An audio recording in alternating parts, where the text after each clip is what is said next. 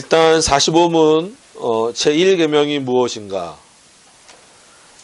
그래서 답은 그렇죠. 제1계명은 나 외에 다른 신을 위하지 말라 하신 것이다. 이게 이제 45문입니다. 그리고 46문까지 원래 뭐 45문을 보면서도 여러 가지 말씀들을 또 나눌 수는 있지만 그럼 또 너무 길어질 것 같아서 46문까지 함께 오늘 좀 볼게요. 그래서 46문 한번 또 읽어보고 전체 한번 또 살펴보겠습니다. 46문에 제1계명이 명하는 것은 무엇인가? 제1계명, 즉 나 외에 다른 신을 위하지 말라라고 하신 이 1계명이 우리에게 명한 것은 하나님은 유일한 참 신이 되심과 우리의 하나님이 되심을 알고 승인하여, 그러니까 여기는 승인이라는 표현을 썼는데 수납하여 받아들여 이렇게 이해를 하셔도 좋을 것 같아요. 그대로 승인하여 그대로 그에게 경배하며 영화롭게 하라는 것이다. 이제 이 내용을 가지고 함께 좀 살펴보겠습니다. 자, 1계명은 너무나 잘 아시는 대로 하나님께서 이제 모세에게 첫 번째 계명을 물론 이제 한 계명씩 설명하면서 주신 건 아닙니다. 그냥 쭉 이렇게 돌판에 새겨 주신 것 중에 제 1계명이에요. 그래서 늘 말씀드렸다시피 그렇게 구분하는 게 잘못됐다는 건 아니에요. 그러니까 1계명부터 4계명까지는 하나님과 관계된 것, 그리고 5계명부터 10계명은 인간 관계에 있어서의 계명인 것으로 나누는 것 자체가 잘못됐다라고 말씀드리지는 않았어요.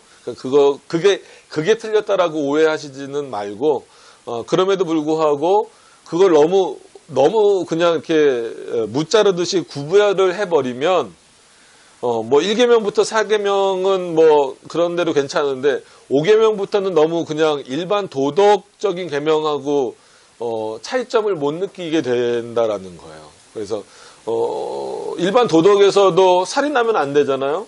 간음하면 안 되잖아요. 도둑질하면 안 되잖아요. 부모를 당연히 공경해야 되잖아요.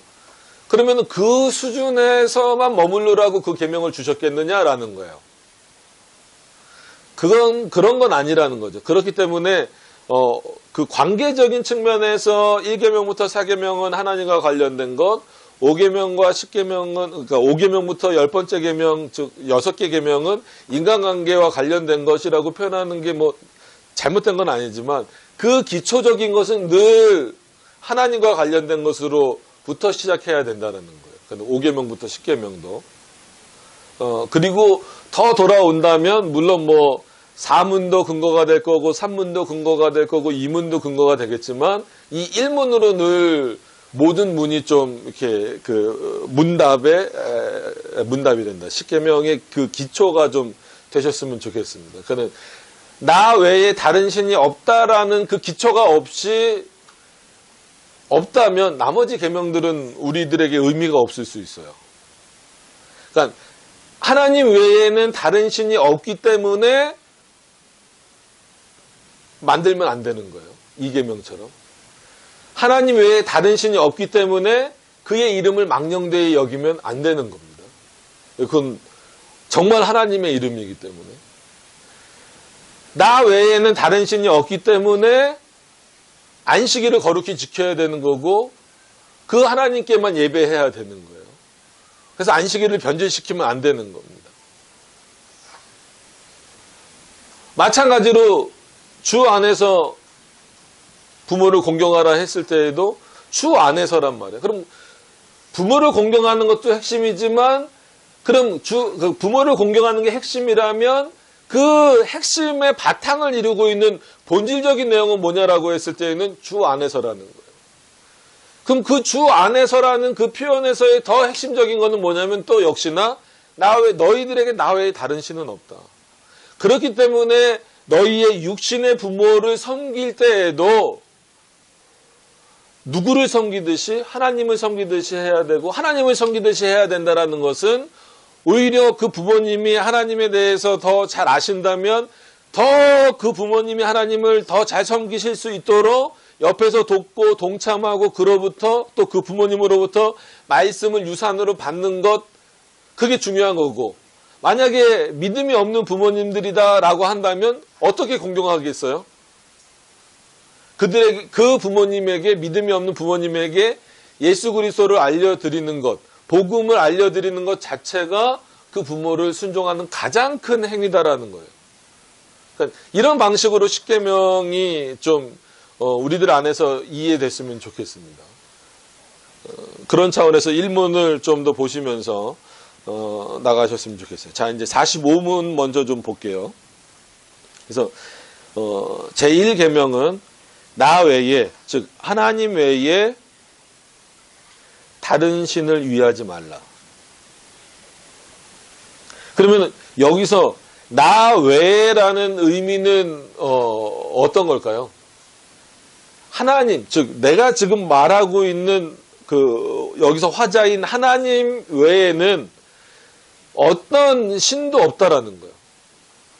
그러니까 하나님만이 신이시다라는 거예요. 그러니까 여러 신들 중에 가장 능력 많은 신이 아니라는 거죠.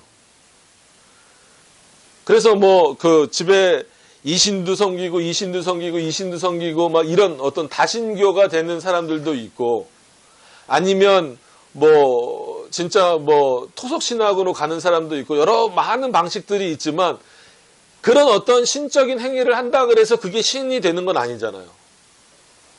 그리고 거기에 무슨 귀신이 들러붙는 것도 아니잖아요. 그럼 왜 우리가 그 귀신론을 이단이라고 하나요? 신적인 존재와 이것에 대한 그 구분을 잘 못해서 그런 거란 말이에요. 그러니까 예를 들면 감기 걸리면 감기 바이러스 때문에 그런 거란 말이에요. 근데 감기 귀신이 있다 이런 식으로 얘기하고 이러니까 그게 이단 사상이 되는 건데, 그와 마찬가지로 나 외에 다른 신은 없다라는 거예요. 바꿔 말하면 하나님 외에 다른 것을 신적인 존재로 만들지 말라는 거예요. 생각하지도 말고. 그럼 이 안에 얼마나 많은 내용들이 포괄돼서 이해될 수 있을까요? 예를 들어서 그래서 기독교 안에서는 제사도 금지하는 거예요. 진짜 살아계실 때 잘하지. 귀신이 와서 밥 먹는 것도 아니고, 우린 그런 귀신을 말하는 게 아니잖아요. 귀신이든 사단이든 분명히 있긴 있어요. 근데 그거는 사람이 죽어서 바로 천국이든 지옥을 못 가서 부천을 떠도는 그런 귀신이 아니잖아요. 근데 그렇게 이해해버리면 마치 그걸 신적인 것처럼 이해를 해버리면 안 됩니다. 그러니까 이해를 어떻게 하셔야 되냐면, 그러면 천사와 사단은 신입니까? 신적인 존재입니까? 신적인 존재인 거예요. 그러니까 이 신적인 존재도 창조주예요? 피조물이에요? 피조물이에요. 오늘 이 나 외에 다른 신을 만들지 말라에 있어서 첫 번째 핵심적인 건 뭐냐면 창조주와 피조물을 일치시키지 말라는 거예요. 동일시하지 말라는 거예요.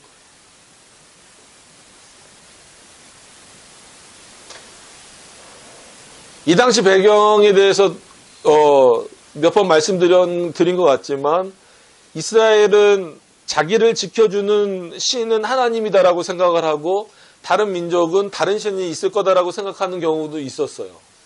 그런 어떤 모든 부분들을 다 지금 하나님이 제거하시고자 하는 거예요. 그리고 분명히 우리가 기억해야 될 것은 출애굽을 그렇게 강조하셨던 이유는 뭘까요? 나중에 나오면서 여러분 생각해 보세요. 이스라엘 백성들이 하나님을 안 섬긴 적은 없어요. 구약 성경을 쭉 보면 하나님을 안 섬긴 적은 없어요. 잘못 섬기거나 이방 민족과 막 섞인 적은 있어도 하나님을 안 섬긴 적은 없단 말이에요. 그러면 출애굽한 게 보통 애굽에서 몇 년 동안 종살이했다라고 성경에 기록이 됐어요. 보통 400년이 넘잖아요. 400년이면 어마어마한 시간입니다. 그래서 제가 부교역자 하면서도 느꼈던 게 뭐냐면, 뭘 하나 이거 왜 합니까? 라고 물어보면 이게 우리 교회 전통이라는 거예요. 그러면 우리나라에서 제일 오래된 교회가 얼마나 될까요? 그러니까는 그 기간이 한 100년 좀 넘는 거죠. 그럼 그게 그 안에서도 나름대로 해왔으니까 전통이 생기는 거잖아요. 그럼 그게 성경적이다 아니다를 따지기 전에 그게 어쨌거나 전통이 되는 거예요. 그러면은 뭐 어느 교회를 가든지 다 그래요. 그런 게 있어요. 그 교회마다 독특한 게 있어요. 그래서 물어봐요. 이건 왜 이렇게 합니까? 이건 우리 교회는 그렇게 해왔다는 거예요. 뭐 많이 된 교회는 40년 된 교회도 있고 뭐 60년 된 교회도 있고 막 그런 교회들 다 있어 봤지만 왜 이 말씀을 드리냐면 이스라엘 백성들은 하나님을 섬기면서도 어쩔 수 없이 애굽이라고 하는 문화를 몇 년을 경험을 했어요. 400년이 넘는 시간을 경험을 했어요. 여러분 늘 말씀드리지만 문화를 경험한다라는 것 자체는 그 문화 안에는 뭐가 녹아들어 있어요? 종교가 다 녹아들어 있어요. 문화 안에는 정치, 경제 이런 모든 것들이 전부 다 녹아들어 있는데 그 중에 뭐가 제일 많이 녹아들어 있냐면 종교가 녹아들어 있어요. 그래서 우리나라도 피선교 국가라는 것 때문에 그 한계가 너무 많아요. 피선교 국가적인 한계가 너무 많기 때문에 그래서 용어집을 우리 대신교단에서도 하나 냈잖아요. 하도 그게 문제가 되는 재단, 예를 들면 재단. 재단이라고 쓰면 안 돼요.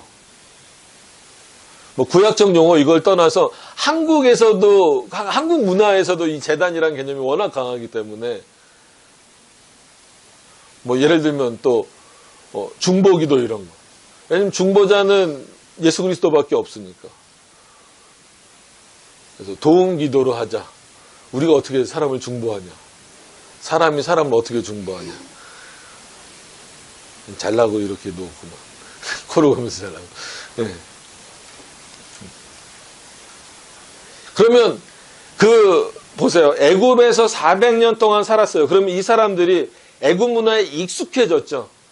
그럼 뭐에도 익숙해졌을까요? 애굽 종교에도 익숙해져 있는 거예요. 그러니까 자기네들은 하나님을 섬기면서도 동시에 은연중에 뭐가 배버린 거예요? 바알을 섬기는 습관이 몸에 밴 거예요. 그리고 종살이를 했기 때문에 그럴 수밖에 없었고, 그러니까 그럴 수밖에 없었다라는 어떤 그 이유를 대고 항변을 할 수는 있어도 어쨌거나 이 사람들은 출애굽할 때도 다 가지고 나오라고 하나님이 말씀을 하시긴 하셨어도 그 안에 분명히 뭐가 들어있었을까요? 우상적인 내용들이 들었을 거예요. 우상을 섬기는 그 바알을 섬겼던 내용들이 거기 안에는 왜냐하면 그 당시엔 그릇이나 아니면 여러 가지 만들어 놓은 형상물이나 이런 것들이 전부 다 종교와 연결이 되어 있기 때문에 그러니까 옛날로 가면 갈수록 다 뭐랑 연결이 돼요. 거의 다 종교랑 연결이 되잖아요. 그릇 하나도 그렇고 뭐도 그렇고 옷도 그렇고 다 종교랑 연결이 되는 거예요. 그래서 그런 것들을 다 가지고 나오다 보니까 아무리 이스라엘 백성들이 하나님을 섬기고 있다 할지라도 그렇게 받쳐줘. 형의 역할이야. 아무리 그렇게 섬기고 있다 할지라도 뭐가 있을 수밖에 없어요? 바알을 섬기던 습관이 있을 수밖에 없어요. 괜찮아요. 그냥 내버려 두세요. 이게 다 훈련이에요. 언제 이 앞에서 코를 골면서 마음대로 자기서 그죠? 그러면 이 이스라엘 백성들 안에 우리는 어떤 사고를 갖고 있냐면 이스라엘 백성들은 하나님만 잘 섬겼겠지. 특히나 구약의 백성들은 하나님만 잘 섬겼겠지. 지도자가 모세니까. 근데 실제 그들의 생활을 진짜 이렇게 리얼하게 한번 들여다본다면 오히려 어떤 영향이 더 많을까요? 모세의 영향이 많을까요? 아니면 애굽의 영향이 많았을까요? 애굽의 영향이 훨씬 많았겠죠. 왜냐하면 모세는 상당 시간 애굽을 떠나 있었어요. 상당 기간. 그죠? 그 떠나게 된 이유는 설명을 안 드려도 아시겠죠? 떠나서 돌아오는 시간까지 굉장히 오랜 시간이 걸렸어요. 그러면은 모세가 있었을 때에도 솔직히 그 백성들에게 하나님에 대한 어떤 그런 것들을 알려줄 만한 상황도 아니었고, 모세가 떠나 있을 때도 그랬고, 돌아와서 그 10가지 재앙, 그러니까 이스라엘 백성들이 하나님을 섬기고 있었음에도 불구하고 실제로 하나님에 대해서 뭐 경험했다 그래야 되나, 알아야 됐다고 해나, 소개를 받았다라고 해야 되나, 어떻게 표현을 하든지 간에 하나님의 역사를 본 것은 오히려 바알을 섬기는 것과는 비교가 안 될 만큼 그 10가지 재앙 정도 일어나는 시기란 말이에요. 잘 생각을 해보세요. 지금 제가 왜 이 말씀을 드리는지. 그러니까 우리는 그냥 쉽게 단순하게 접근을 해버리면 모세도 있었고 구약 시대니까 당연히 이스라엘 백성들은 하나님 잘 섬겼겠지라고 생각하는데, 그들의 배경을 보면 오히려 하나님을 잘 섬기려고 했었던 그 시대는 400년이 되면서 축소됐을 거예요. 그리고 이미 하나님을 섬기는 내용들이 많이 오염됐었을 거예요. 그러니까 레위기서에도 그 아론의 아들도 죽어버리잖아요. 하나님 죽여버리시잖아요. 제사장의 아들들인데, 레위인임에도 불구하고. 그러니까 그건 뭐예요? 그만큼 이방 문화, 이방 종교가 그들 안에 많이 들어와서 그들을 신이라 부르는 경우가 많았다라는 거예요. 그리고 실제로 출애굽을 하고 나서 이 십계명을 받을 그 당시에는 오히려 이스라엘 백성들은 하나님에 대한 지식은, 그리고 하나님에 대한 어떤 체험이라고 하든 경험이라고 하든 그거는 뭐밖에 없는 거예요. 그 나오기 직전에 모세를 통해서 봤던 그 10가지 재앙을 통해서 그 정도밖에 없는 거예요. 오히려 그들은 훨씬 더 뭘 더 많이 경험했어요? 바알 신앙을 더 많이 경험한 자들이에요. 그럼 그런 자들에게 하나님이 10가지 계명을 주실 때, 그래서 앞에 그렇게 여러 번 강조를 하신 거예요. 내가 이 계명을 줄 건데 너를 애굽에서 인도하여낸 여호와다. 이걸 잊어버리지 말아라. 왜냐하면 너희가 400년 넘게 너희 생활에 직간접적으로 영향을 줬던 그 바알이라고 하는 존재는 뭐다? 신이다 아니다? 아니다라는 거예요. 신적인 존재도 아니고 신도 아니고, 그것 자체가 뭐 우상이고 뭐고 떠나서 그것 자체가 뭐라는 거예요? 그냥 피조물을 신격화한 것이다라는 거예요. 그렇기 때문에 나 외에는, 너희들에게 그 10가지 그 재앙을 보여줬던 나 외에는 신이 없다라는 거예요. 이거를 인식하지 못하면 너희가 앞으로, 그러니까는 보세요. 이제 출애굽은 끝났어요. 앞으로는 누구를 바라보면서 나가야 되냐면, 이 10가지, 지금 철저하게 이 당시 이스라엘 백성들로 한번 생각을 해보는 거예요. 10가지 재앙을 10가지 재앙을 경험했었던 그 짧은 경험을 가지고 하나님을 믿고 나가요. 그 짧은 경험을 통해서 안 하나님을 믿고 지금 하나님이 가라고 명령하신 가나안 땅으로 들어가야 되는 거예요. 근데 그럼 10가지 재앙, 10가지 재앙을 통해서 경험한 하나님, 요 하나님에 대한 지식을 가지고 나가야 되니까 어떻게 보면 경험상으로는 이들에게 뭐가 더 풍성한 거예요?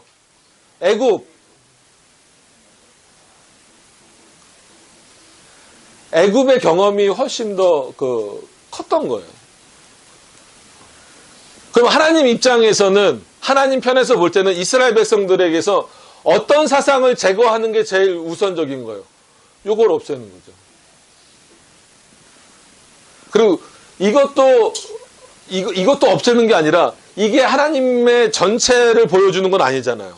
이거는 하나님이 이스라엘 백성들을 애굽에서 인도하여 내시기 위하여서 자신을 이렇게 드러내셨고, 내가 어떤 능력이 있는지를 확인해 주시는 거고, 너희가 그동안 신적인 존재인 것처럼 느꼈었던 바알이 아무것도 하지 못하는 모습을 보여줌으로 말미암아 그는 신이 아니다라는 것을 알려주시기 위한 그 정도 수준밖에 안 된단 말이에요.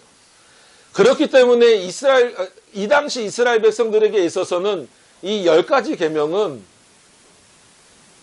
지금 우리가 생각하는 이 바이블, 성경 전체와 똑같은 의미로 받아들여질 수밖에 없는 거예요. 그게 지금도 그렇기 때문에 영원한 도덕법으로 남아서 우리가 십계명 중심의 삶을 살아야 된다라고 하는 표현도 성경 중심의 삶과 십계명 중심의 삶이 뭐가 다릅니까? 다르지 않아요. 똑같아요. 성경 중심의 삶이 십계명 중심의 삶이에요. 그러니까 십계명의 이 10가지 내용, 계명의 내용들이 성경 전체에 쫙 퍼져 있을 뿐입니다. 그거를 예수님이 다시 2계명으로 3계명으로 주시면서 하나님을 사랑하고, 첫째로는 하나님을 사랑하고 둘째로는 내 이웃을 내 몸과 같이 사랑하라고 말씀하셨어도 결국 그 모든 내용들이 어디에 다 근거하고 있는 거예요? 십계명에 근거하고 있는 거예요. 이게 더 구약시대에 앞으로 진행되면서 더 풍성해질 내용이죠.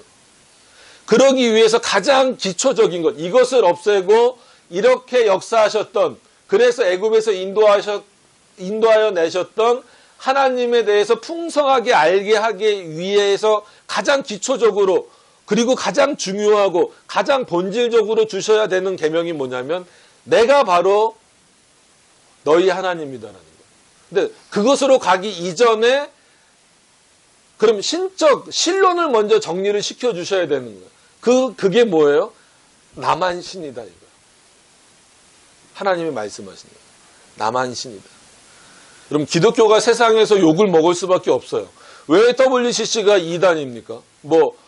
거기에 직간접적으로 참여한 사람들을 솔직히 다 2단으로 정죄하고 싶지만 또 이 사회가 그렇지를 못해요. 기독교가 그렇지를 못합니다.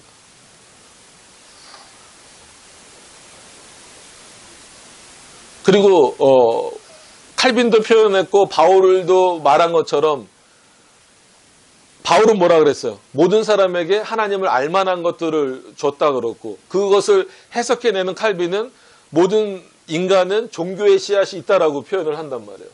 그래서 어떤 방식으로든지 신을 만들어내는 거예요. 찾아가고. 그러다 보니까 다신교가 돼버리는 겁니다. 그러니까 하나님이 그냥 어떤 신을 대표하는 대명사격이 돼버리는 거예요.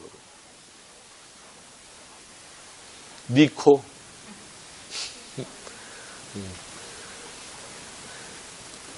그래서 여러분 이거는 확실히 정리를 하고 넘어가셔야 돼요. 나 외에 다른 신을 위하지 말라. 이 표현을 썼다고 해서 다른 신이 있다고 인정하면 안 돼요. 애굽의 상황을 좀 이해를 하신다라고 한다면 이게 어떤 의미인지 알 수 있어요. 그리고 이게 지금도 복합적이잖아요. 우리나라만 하더라도 왜 피선교 국가인 것을 강조하냐면, 그죠? 우리나라도 비나이다 신앙이잖아요. 대부분. 그래서 왜 한국에 자연스럽게 기복신학이란 건 없죠. 그죠? 기복신앙이 그렇게, 진짜 꺼리낌 없이 들어오게 됐냐면, 거기에 그냥 이렇게 덧칠만 해버린 거예요.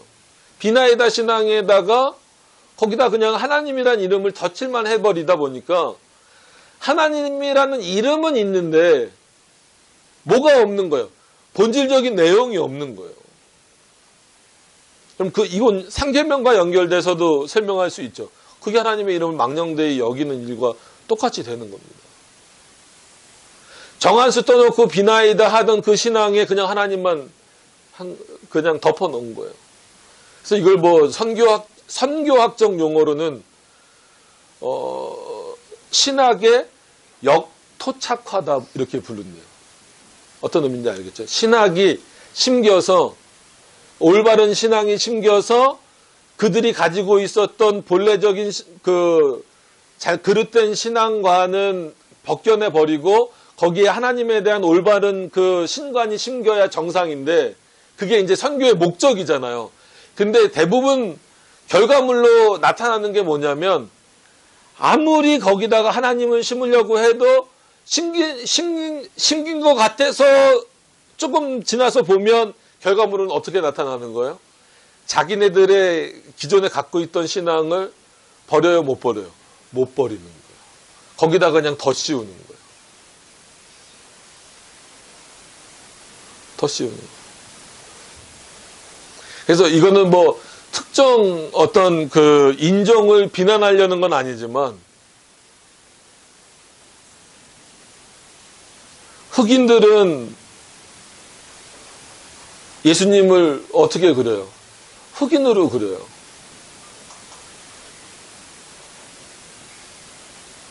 우리는 갓쓰게 그리고 갓쓰고 나와서 그리고 그런 내용들이 너무 많아요. 우리나라에도 그럼 우리나라에서도 찾아볼 수 있는 게 뭐예요? 추도 예배라든지 원칙적으로는 그것도 드리면 안 되죠.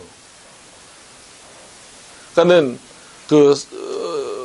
본인들의 선조들에 대해서 생각하고 이렇게 뭐 우리 부모님들이 이렇게 사셨다, 뭐 아이들에게 너희 할아버지가 이렇게 사셨다 이런 교훈을 하는 거는 뭐 얼마든지 할 수 있어요. 근데 그거를 명절 때 모여서 막 예전에는 그랬어요. 막 음식 이렇게 다 차려놓고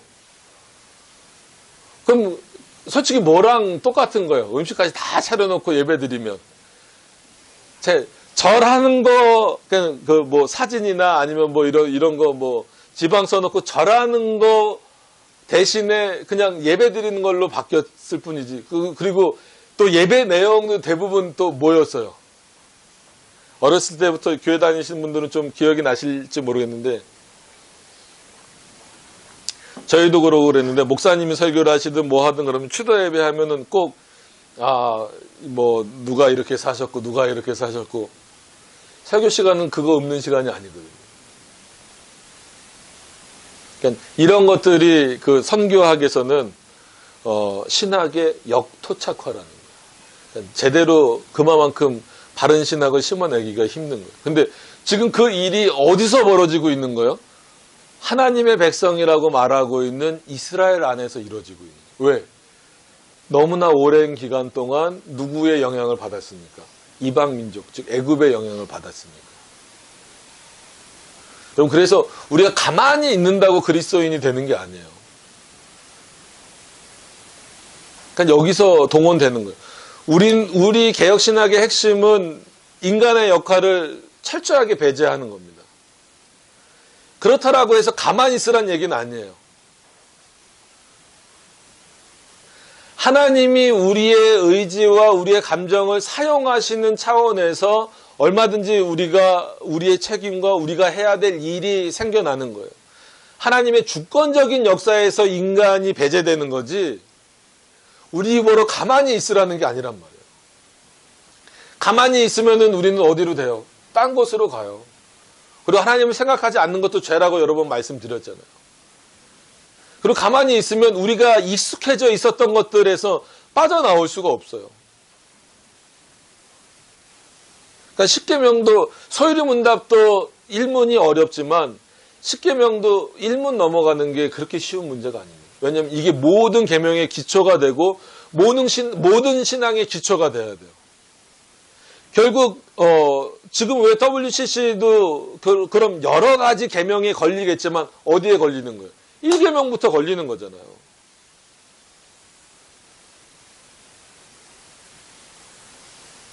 나 외에 다른 신은 없다라는데 왜 나 외에 다른 신들과 같이 하나님을 동격화해서 하는 모임에 참여하냐는 거예요.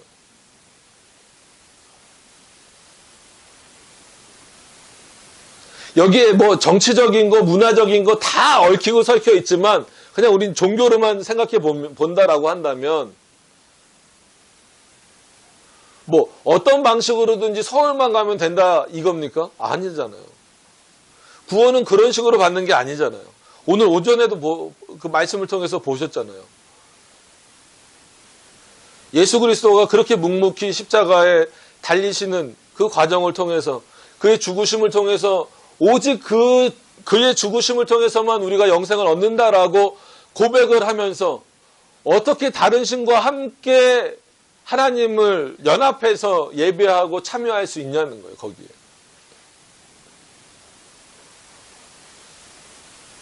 그러면서 말씀대로 산다, 십계명대로 산다, 이거는 불가능한 거죠.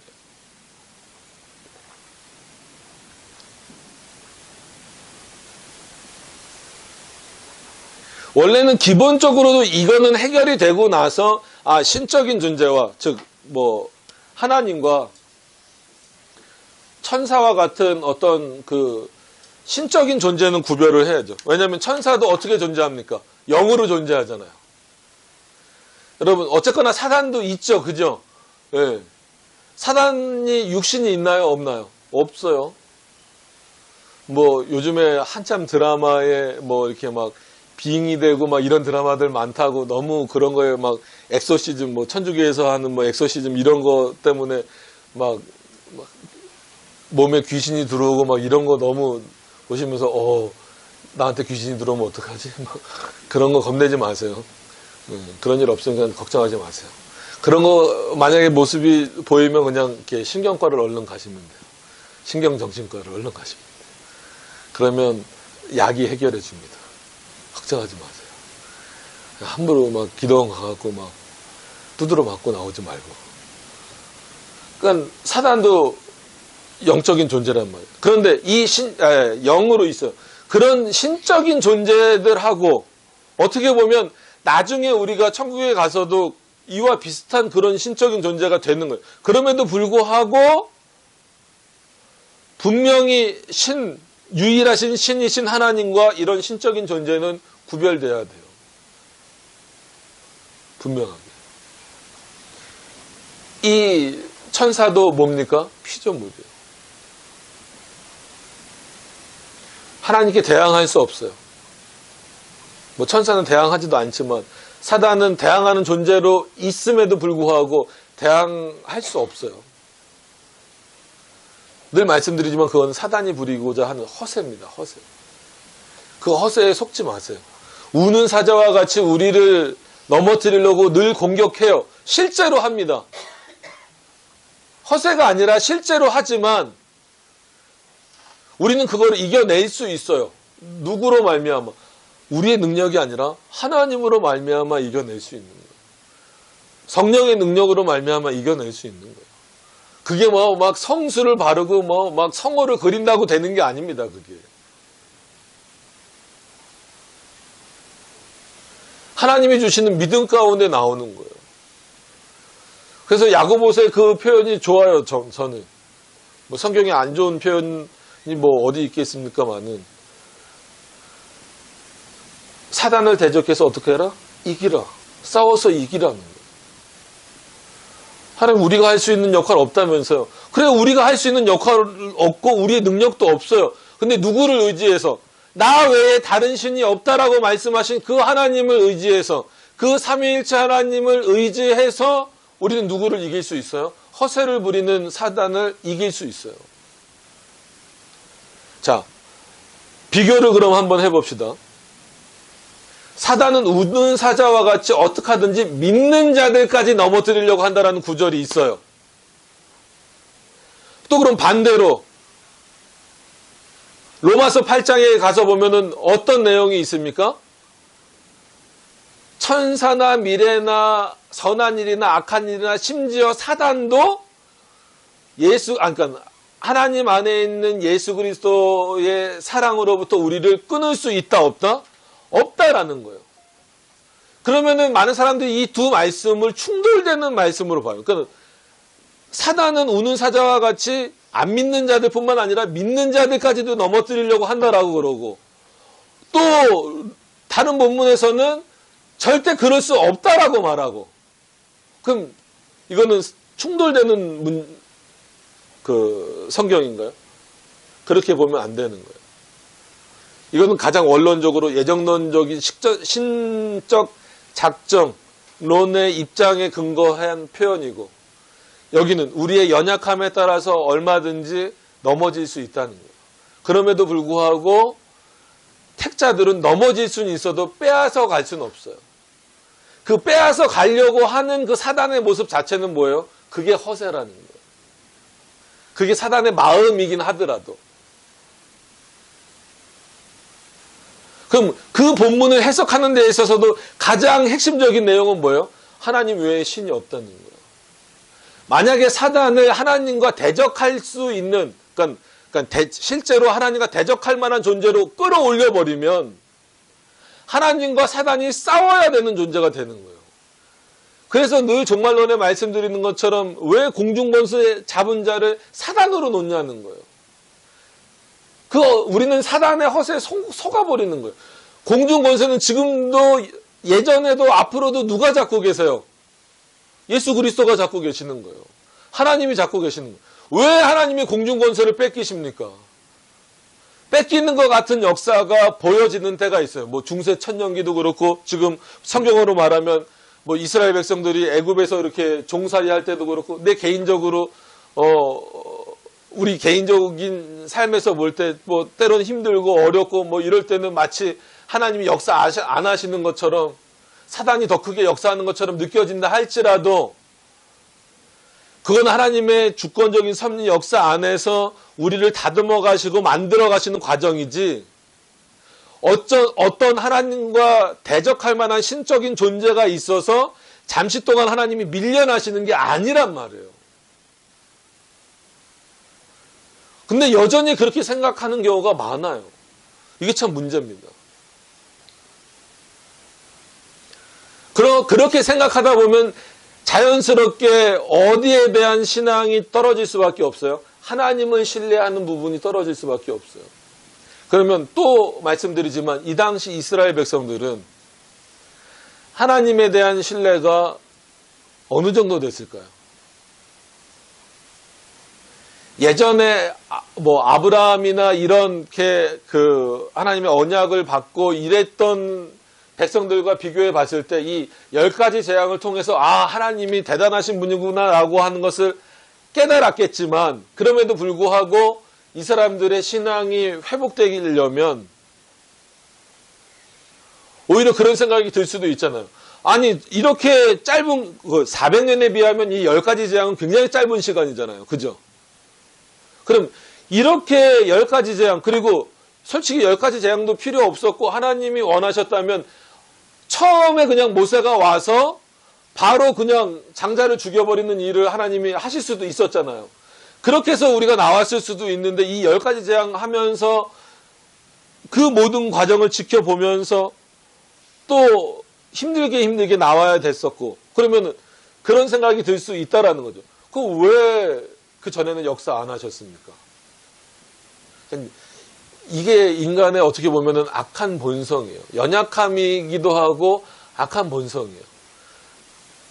오히려 눈앞에 주어졌던 이 은혜, 이게 그러면은 자 보세요. 애굽에게 있어서는 10가지 재앙이었지만 이스라엘에게 있어서는 이 10가지 재앙이 뭐예요?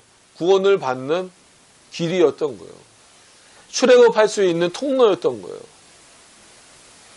그러니까 하나님을 더 거꾸로 원망할 수도 있는 거죠. 아니 그러면 이렇게 이 짧은 기간에 우리를 출애굽시키실 수 있었으면서 왜 400년 동안 우리를 여기에 이렇게 마치 남의 자식처럼 고아처럼 버려두셨습니까? 라고 말할 수 있잖아요. 그럼 그 신앙이 복잡 미묘하게 이스라엘에게 지금 얽히고 설켜 있는 거예요.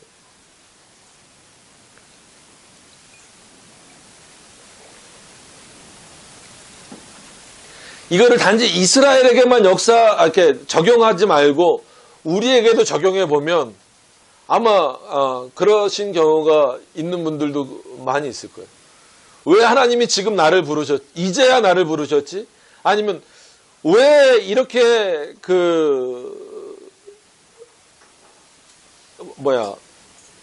바른 복음이 있음에도 불구하고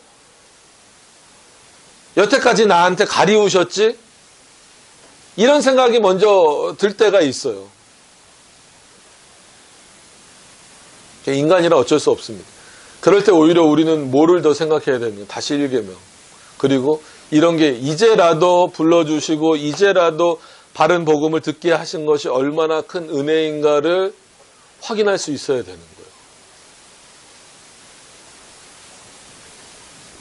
이건 어떤 목사님이 말씀하시는 것처럼 단순한 긍정의 힘이 아닙니다.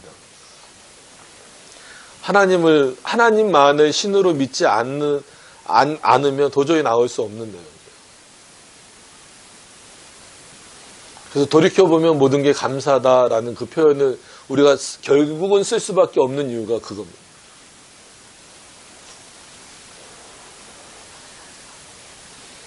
이 아이들도 먼제가 있어서 목사들로 태어나가지고 이렇게 힘들게 여기서 예배드리고 있어요. 설교나 빨리 끝나지. 나중에 돌이켜보면 그게 은혜였다라고 생각을 할런지 모르겠지만 하겠죠. 왜냐하면 제가 어렸을 때 다녔던 교회도 큰 교회였는데 말씀드렸잖아요. 그 성경 공부하기 싫으면 언제 도망가야 된다고? 주기도문 할 때. 그때 보통 전도사님들이 이제 교회 학교를 했으니까 축도 대신에 그 주기도문으로 예배를 마치잖아요. 그때 도망가지 않으면 안 돼요. 근데 매번 도망가는 게 성공했으면 거의 슈퍼맨이죠. 잡히잖아요. 그러면 같이 몇 명이 잡히면 한두 명은 한마디로 그냥 몇 마디 듣고 훈방이에요. 근데 저한테는 엄청 뭐라 그러는 거예요. 왜 엄청 뭐라 그럴까요? 아버지가 장로님이니까. 왜 이렇게 장로님은 일찍 되셔가지고. 평신, 죄송합니다. 이건 그때 이제 평신도, 자녀들이나 집사 자녀들은 그냥 가는데 나는 장로 아들이라고. 너 기구식 장로님 아들. 이게 녹음되는 거. 너 누구 장로님 아들이지. 너 장로님 아들이 그러면 돼? 괜히 귀 잡고 앉았다 일어났다 하고 교회에서도 그때는 기합 많이 받았어요. 엎드려 뻗쳐 하고 있고 너 아버지한테 이를 거야? 저희 아버지 또 그 장로님 또 그 학교 선생님이셨기 때문에 조인트 장난 아닙니다. 지금 그러셨으면 아마 112에 신고 많이 나가셨을 거예요. 조인트 맞으면 정말 전율이 느껴져요. 다리가 없어지는 것 같아요. 그리고 꼴밤 있죠. 여기 나중에 한번 보여달라고 그래서 여기 지문이 없으셨어요. 꼴밤을 하면은 진짜 여기가 이렇게 몸이 반이 쫙 잘라지는 것 같아요. 차라리 그래서 허벅지를 한 10대 맞는 게 낫지. 이 꼴밤 한 대가요. 와. 그래서 예전에 이제 장로님 제자들이나 이렇게 오고 그러면 그때도 그 얘기를 해요. 선생님, 차라리 선생님한테 다른 데를 한 10대, 20대 맞는 게 낫지. 정말 이 꼴밤과 제가 조인트라고 보통 표현하죠. 이렇게 뻥 차는 거 있잖아요. 이거는 정말 눈물이 찔끔 났다고. 근데 저도 그랬어요. 차라리 허벅지를 맞는 게 낫지. 이 꼴밤은 지금도 세세요. 지금은 힘이 많이 이렇게 빠지셨는데도 여전히 이 꼴밤 능력은 있으세요. 이거 맞으면 여기가 반이 쪼개지는 것 같아요. 근데 그래서 그때는 그게 싫었어요. 아버지가 장로님인 것도 싫고. 왜냐하면 빨리 집에 가서 만화도 보고 친구들이랑 놀고 싶고 뭐하고 그런데. 근데 지금 돌이켜보면 그래도 그 모든 게 뭐였다? 하나님의 은혜였다라고.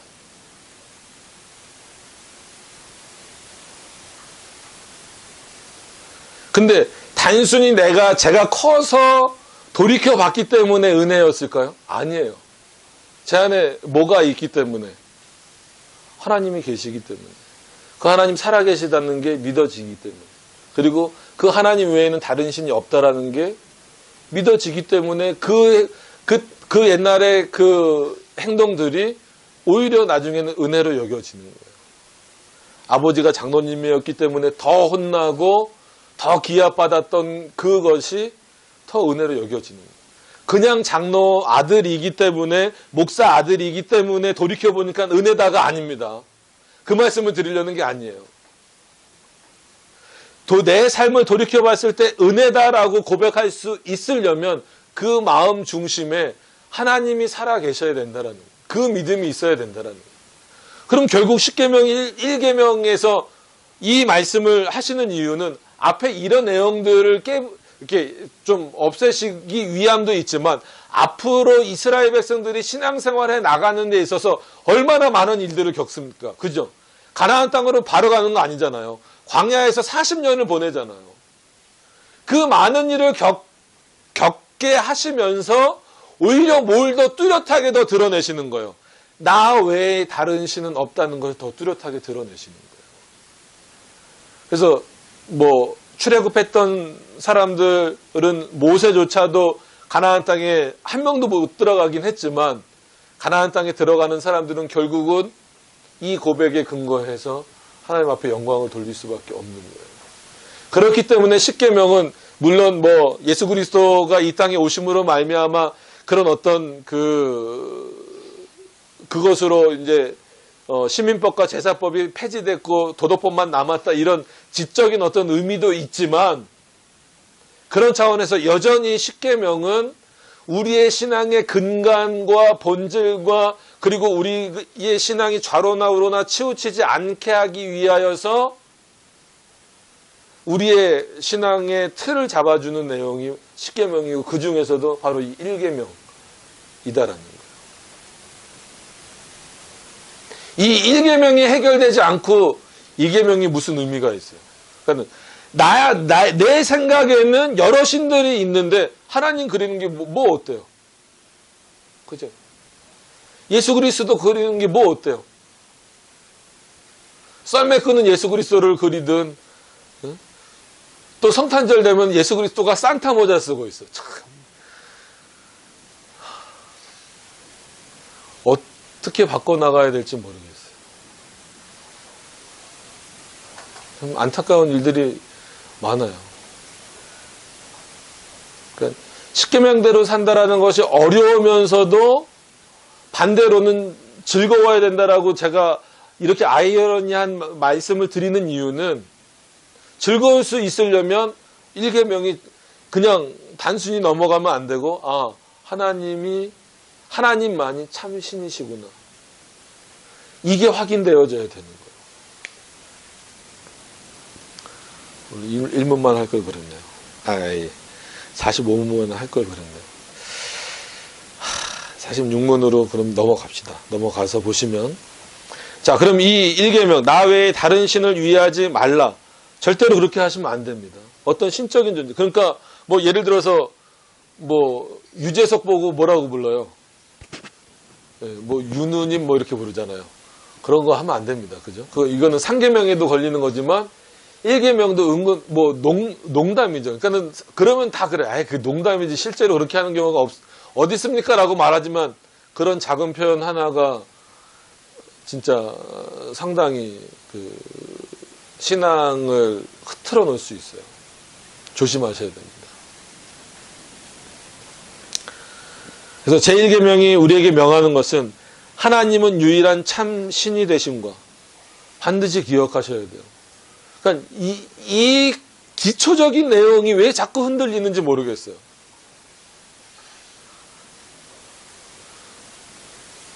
우리의 연약함이기 때문이기도 하지만 그만큼 믿음이 없다는 거예요. 하나님만이 참 신이시다라는 것이 없이 나오는 성도는 빨리 그 부분을 회복하셔야 되고, 만약에 그런 교회가 교회 전체가 그렇다면 그 교회는 그거는 온전한 교회가 아니죠.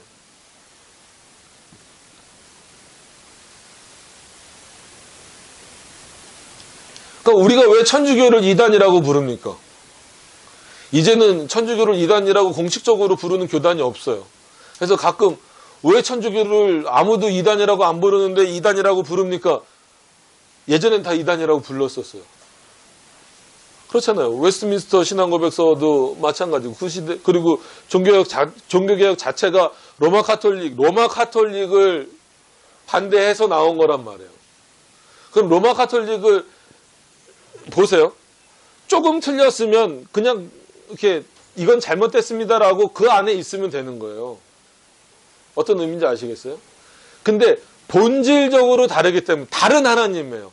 천주교가 믿는 하나님과 우리가 믿는 하나님은 다른 하나님이에요. 그냥 한글 표현으로 걔네들은 하느님이라고 쓴다. 우리는 하나님이다. 이 차이 정도가 아닙니다. 신론이 달라요. 거기는 마리아가 누가 돼버렸어요. 그냥 단순한 하나님의 어머니가 아니라 신적 존재도 아니고 신이 돼버린 거예요.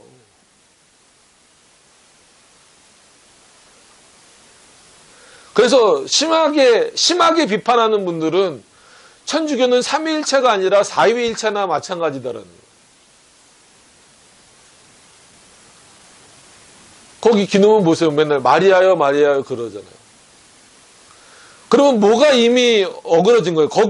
거기도 버젓이 십계명 써놓고 있지만 뭐가 어그러진 거예요? 이 신론이 어그러진 거예요.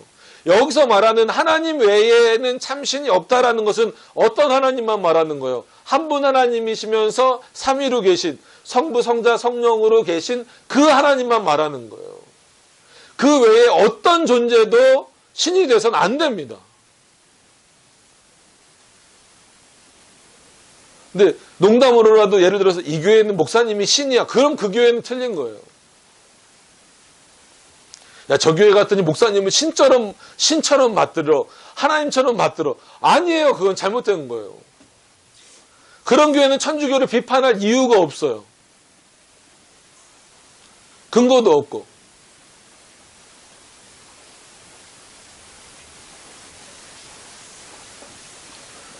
저는 여기서 여러분들 앞에서 신이 되고 싶지도 않아요. 그럴 능력도 없지만. 그렇게 인정도 안 해주시겠지만. 그죠?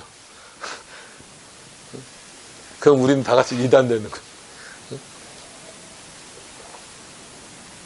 근데 지금 한국 교회는 그렇게 말하는 로마 카톨릭도 못 걸러내고 있는 수준이에요.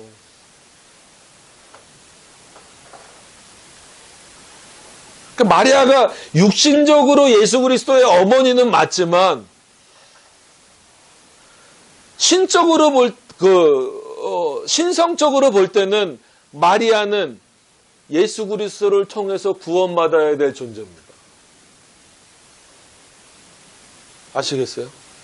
육신적으로는 분명히 마리아의 뱃속에서 누가 태어나셨어요? 예수 그리스도가 태어나셨죠.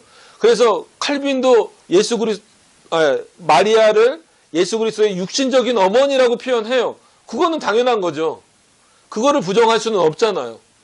그럼에도 불구하고 그 마리아도 자신의 뱃속에서 예수 그리스도를 잉태한 그 마리아조차도, 출산한 그 마리아조차도 누구를 통해서 구원받아야 돼요? 예수 그리스도 통해서 구원받는 거예요. 그게 우리의 신앙입니다. 근데 하나님의 어머니로 만들어버리면 안 되잖아요. 그러니 나머지는 뭐가 걸러지겠어요? 우리 아까 점심 식사하면서 이 사람은 어떻습니까? 이 사람은 어떻습니까? 했던 사람들, 저는 솔직히 다 이단이에요. 근데 공식적으로 말을 하면 안 되잖아요. 그죠?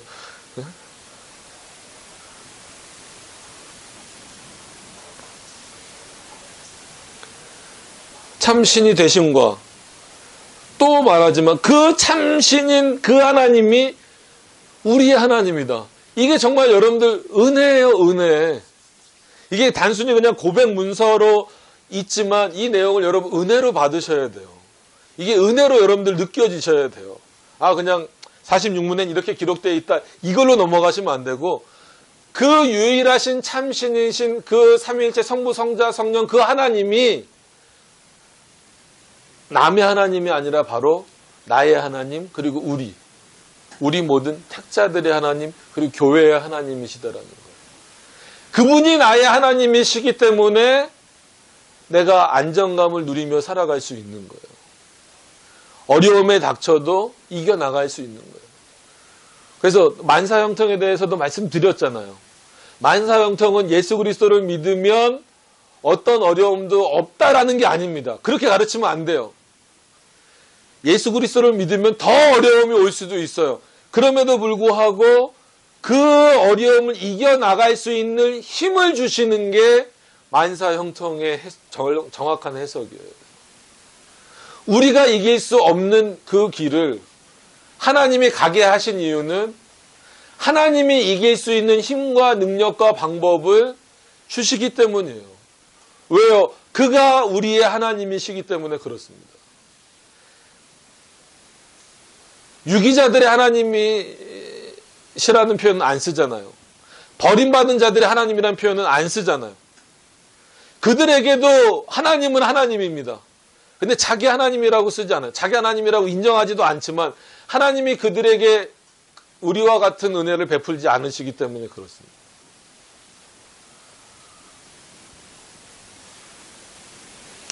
그래서 우리의 하나님 되심을 알고 승인, 근데 저는 수납이라고. 잠깐만, 여기는 연구소에서 번역한 거는 뭐라고 나왔나 한번 좀 볼게요.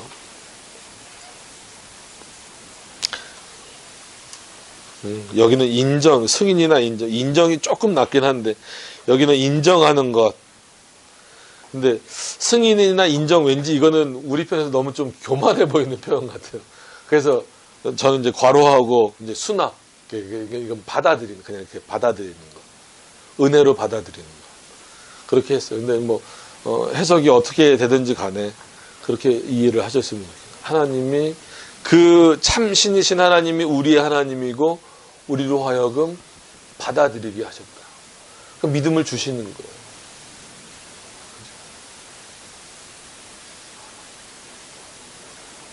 우리의 어떠함 때문이 아니라 하나님의 계획과 하나님의 결정하심으로 말미암아 우리들에게 믿음을 주시는 거예요. 넣어주시는 거예요. 들음을 통해서든지 보는 걸 통해서든지 넣어주시는 거예요.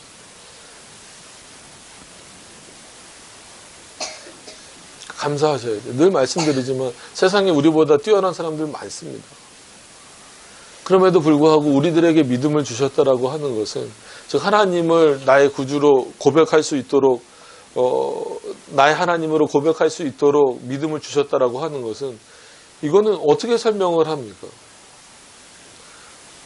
어떤 돈으로도 살 수 없는 건데, 어떤 것으로도 얻을 수 없는 건데, 거꾸로 일방적으로 하나님이 주셔야만 되는 거예요. 그러니까 우리 편에서는 당연히 은혜일 수밖에 없는 거예요. 그렇기 때문에, 그렇게 수납되었기 때문에 우리는 그대로 그에게, 즉 그 참되신 하나님에게 그 하나님만을 경배하며 영화롭게 하라는 거예요. 마치 소리문답 1문이 반복되는 것 같잖아요. 그죠? 하나님만이 우리의 경배의 대상이고 예배의 대상이고 경외의 대상입니다. 사람을 예배하거나 경배하지 마세요. 사람에게 포커스를 맞추지 마세요.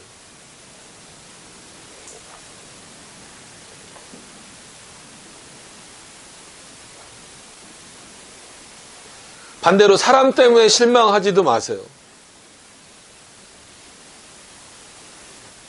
선교단체나 무교회주의 쪽으로 빠져있는 분들 중에 상당수의 분들이 기존 교회에서 상처받은 분들이에요. 안타깝죠. 교회가 그런 부분들은 좀 바꿔나가야 됩니다. 그럼에도 불구하고 그분들을 정당화할 수는 없어요. 상처받을 수 있어요. 뭐 교회 구조상. 그럼에도 불구하고 인간의 연약함 때문에 이 세워진 교회, 이렇게 유형적인 교회에서 문제가 될 수 있고 상처를 받을 수 있을 뿐이지, 하나님이 세우신 이 유형교회가, 물론 뭐 무형교회 다 포함해서, 무형교회에서는 상처받을 일이 없으니까, 유형교회가 예수 그리스도가 머리시다라고 하는 것을 확인한다면 상처받더라도 떠나면 됩니까? 안 됩니까? 안 되는 거예요. 그러니까 물론 종교개혁 시대처럼 거룩한 분리주의는 얼마든지 할 수 있어도 유형교회 자체를 떠나버리면 안 되는 거예요. 그럼 그 무형교회인 뭐 선교단체나 이런 데 가면은 문제가 안 생깁니까? 거기서도 또 상처받아요. 왜? 거기도 다 사람이 있으니까. 그럼 거기서 상처받으면 어디로 갈 거예요? 온라인 예배 드리실 겁니까? 기독교 방송 이렇게 설교 듣고 끝날 때쯤 되면 이렇게 밑에 그 설교 듣고 은혜 받으시면 헌금하라고 이렇게 계좌 나와요. 그럼 집에서 이렇게 어떤 설교가 은혜가 될까? 오늘은 뭐 이 교회 설교 들어볼까? 저 교회 설교 들어볼까? 설교를 쇼핑하듯이 듣고 오늘은 이 교회 설교가 마음에 들었네? 저기다가 보내야지. 요즘엔 다 인터넷 뱅킹 하시잖아요. 그죠? 딱 해갖고 계좌 뭐 탁탁탁탁 눌러갖고 오늘 설교는 10,000원. 오늘 설교는 좀 은혜 됐어. 50,000원. 오늘 설교는 대박이야. 100,000원. 이러고 계실 거예요? 진짜 이런 날이 올지도 모르겠어요.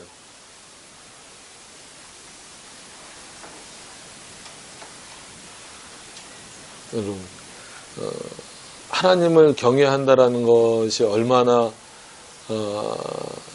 우리에게는 축복이고 은혜이면서 동시에 조금은 무거운 책임감으로 다가오는지를 기억을 하셔야 돼요. 최소한 나 외에 다른 신이 없다라는 것을 고백하는 성도들이 모인 이 유형교회에서는 조금은 삐걱거릴 수 있고 조금은 뭐라 그럴까요? 그래, 말 한마디에 상처가 될 수도 있고 실망이 될 수도 있고 그럼에도 불구하고 서로 그걸 인정하면 되는 거예요. 여기 서 있다고 제가 대단해 보입니까? 그렇게 보는 분은 아무도 안 계신 것 같아요. 그냥 제 입장에선 감사해요. 그것도 되게 부담스러워요. 대단하게 보는 거. 이거 녹화되는 거라고 예전 교회 얘기하지 말라고 자꾸 사모는 그러는데 저도 안 하려고 그러는데 어떤 교회는 너무 대단하게 보는 교회도 있어요. 뭐 강대상에 서 있으면은 그렇게 대단해 보이나 봐요.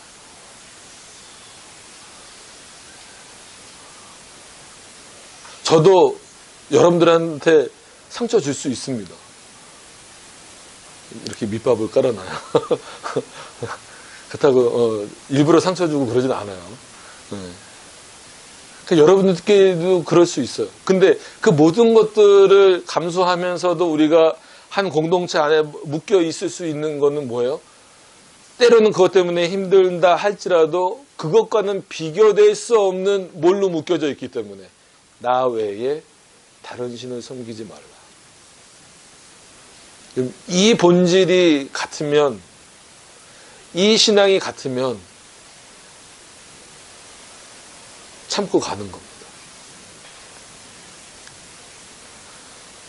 왜냐하면 생각보다 이게 같은 걸 찾는 게 쉽지 않아요. 어려워요. 이게 이제 세분화해서 들어가는 게 결국은 신학이잖아요.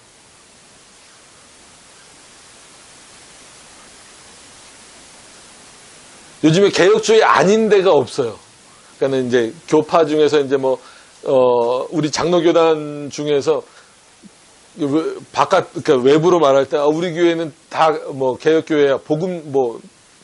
특별하게 몇몇 분들은 합동에 계시면서도 아니면 대신에 있으면서도 합신에 있으면서도 나는 복음주의야 이런 분들도 있어요. 실제로 있긴 있는데 대부분 그래도 고신이나 우리 대신이나 합동이나 합신이나 이 정도 계신 분들은 또 어디 있나요? 어디 빼먹으면 또 저거 보고 우리는 왜 빼먹었나 그러면. 네, 하여튼 그런 교단들은 최소한 다 개혁주의라고 말해요. 그래서 이렇게 요즘에는 이제 바깥에다가 그거 뭐라 그래요? LED로 이렇게 막 광고 쭉 나오게 하는 거 있잖아요.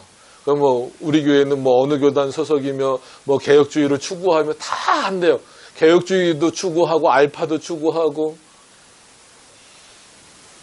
특정 교회를 비난하는 게 아니라 이렇게 LED 이렇게 그 광고 나오는 거 이렇게 보고 있으면 대부분 교회들이 그래요. 이렇게 개혁주의를 표방하는 무슨 교단이 다 이렇게 나오다가 이제 교회 프로그램 같은 거 이제 또 알리잖아요. 그거 하면 알파 코스 지나가고 지나가고 신사도 운동하는 거 지나가고 그런 거 보면 실제로 개혁주의 하는 교회들이 별로 없잖아요.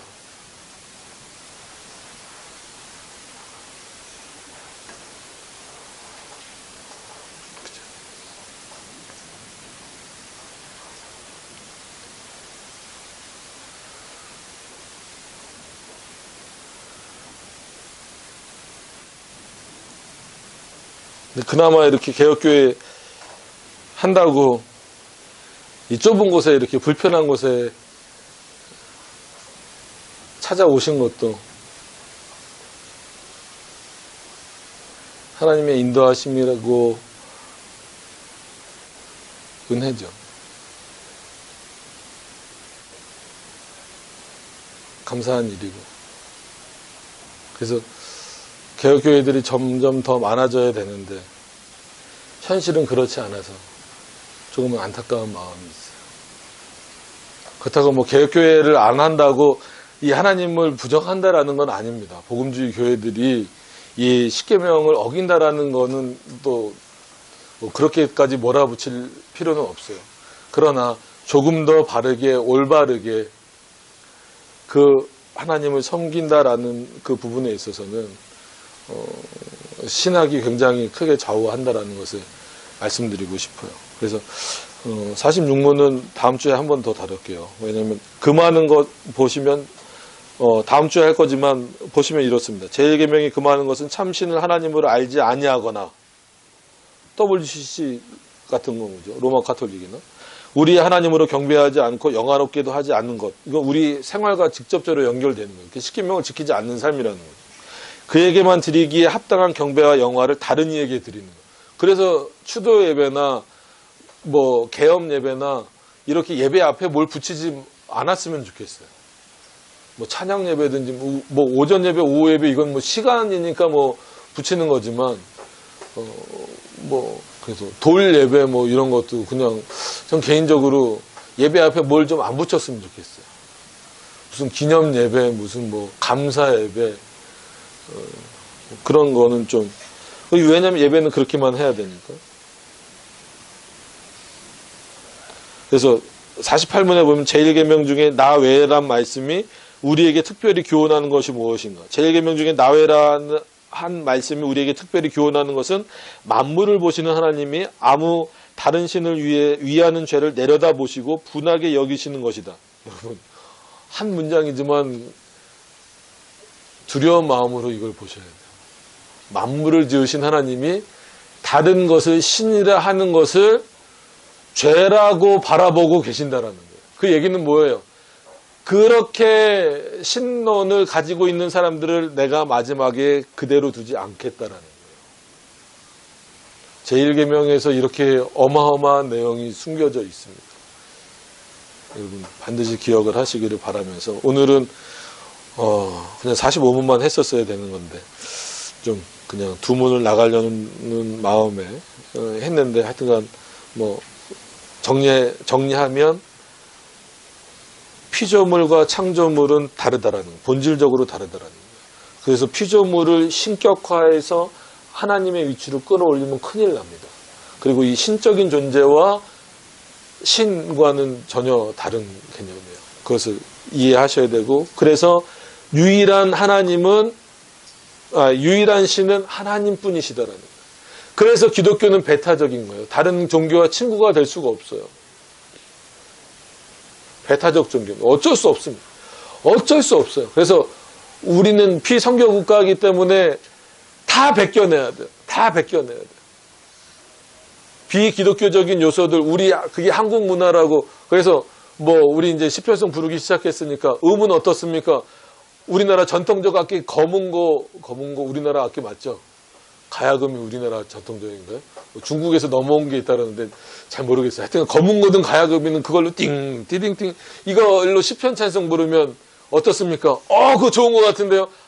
대부분 그러면은 그 한국 문화는 뭐에 젖어 있는 거예요? 그 악기들은 뭘 하기 위해서 만든 악기들이에요. 대부분 굿이나 우상을 숭배하기 위해서 만든 거예요. 그래서 이런 표현하면은 음악도 모르는 놈이라고 거꾸로 비판하시는 분들도 많은데 왜 그거를 인정을 못하냐고 하는데 인정을 해버리면 다 들어와요. 예를 들어서 그 장단이라고 하잖아요. 우리나라 중에 여러 가지 장단 중에 뭐 있어요? 아예 진짜 국거리 장단이 있잖아요. 근데 국거리 장단뿐만 아니라 나머지 장단들도 다 뭐예요? 굿할 때 썼던 거예요. 그러면은 그 악기들은 대부분 어떤 목적을 가지고 만들어진 악기들이에요? 만들어지게 된 거예요. 발전되고 자기네 신들을 섬기기 위해서 만들어진 악기들이 대부분이에요. 그렇기 때문에 아무리 한국인의 정서가 있어서 창하는 게 좋고 이 국악을 사용하는 게 우리 정서에 맞는다 할지라도 그건 그냥 개인적으로 즐기세요. 교회 안으로 들어오면 안 되는 거예요. 그래서 예수님이 좋은 걸 어떡합니까? 그런 거 있잖아요. 그거 하면은 어르신들 춤춰요. 왜? 어르신들은 젊은 애들은 그거 하면 그냥 예수님 이러고 있는데 어른들은 깜짝 놀라요. 그거 찬양도 제가 하는데 일어나서 춤추는 어떻게 말릴 수도 없고 그럼 그건 뭐예요? 그냥 흥에 겨운 거예요. 흥에 겨운 거. 근데 대표적으로 그 예수님이 좋은 거 위에 보세요. 뭐라고 써요? 국거리 장단. 예수님이 좋은 거 국거리 장단이에요.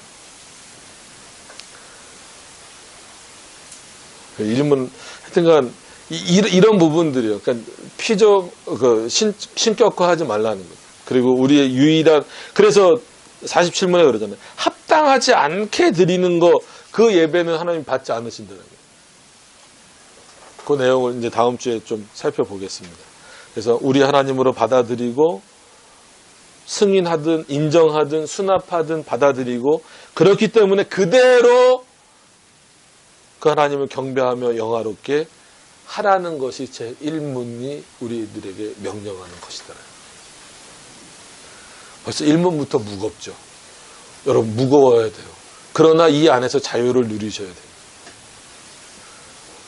무거우면서 이게 무거운 계명처럼 주어졌음에도 불구하고 그게 여러분들은 짓누르는 무거움이 아니라 정말 이 무거운 계명이지만 그럼에도 불구하고 이 계명이 있기 때문에 내가 자유할 수 있다라는 개념이 그 믿음이 동시에 여러분들에게 있을 때 이거는 다른 사람들이 보기에는 무거울 수 있어도 우리에게는 참 자유를 주는 참 자유를 누릴 수 있는 그 길이다라고 하는 것을 분명히 기억하실 수 있기를 바랍니다. 기도하도록 하겠습니다.